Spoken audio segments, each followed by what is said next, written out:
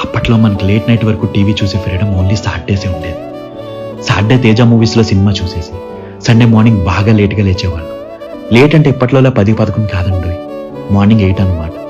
లేచి అమ్మ రెడీ చేసి పెట్టిన కుంకుడికాయ రసంతో స్నానం చేసేసి భాగవతం, పంచతంత్రం, కార్టూన్ నెట్వర్క్ చూసి ఆడుకోవడానికి బయటికి పరిగెట్టేవాళ్ళు. అక్కడ ఆడని ఆట ఉండేది కాదు. ఇసుకలో ఇల్లు కట్టం, తూనికల వెనకాల పరిగెట్టం, క్రికెట్ మ్యాచ్లు, WWF కార్డ్స్, క్రికెట్ కార్డ్స్, అష్టాచమ్మ, వైకుంఠపాలి, ఇలా ఎన్నో.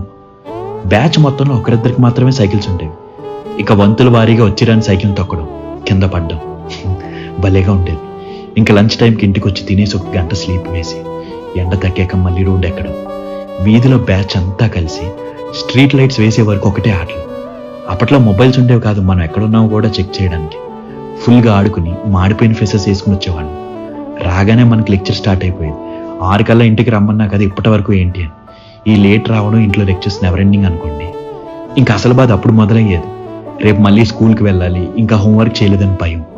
లేట్గా హోంవర్క్ చేసినందుకు అమ్మతో తిట్లు తినేసి గబగబా ఫినిష్ చేసి మనందరి ఫేవరెట్ అమృతం సీరియల్ చూసి బెడ్ ఎక్కేవాళ్ళం. అప్పటికి ఇప్పటికీ ఆదివారం అంటే ఒకటే ఉత్సాహం. కానీ చిన్నప్పటి ఆదివారంలో ఏదో తెలియని ఆనందం ఉండేది. అన్నీ బాగున్నాయి, కానీ ఏదో వెళితే ఒక్కసారి చిన్నప్పటి ఆదివారం కావాలనిపిస్తుందండి నాకైతే.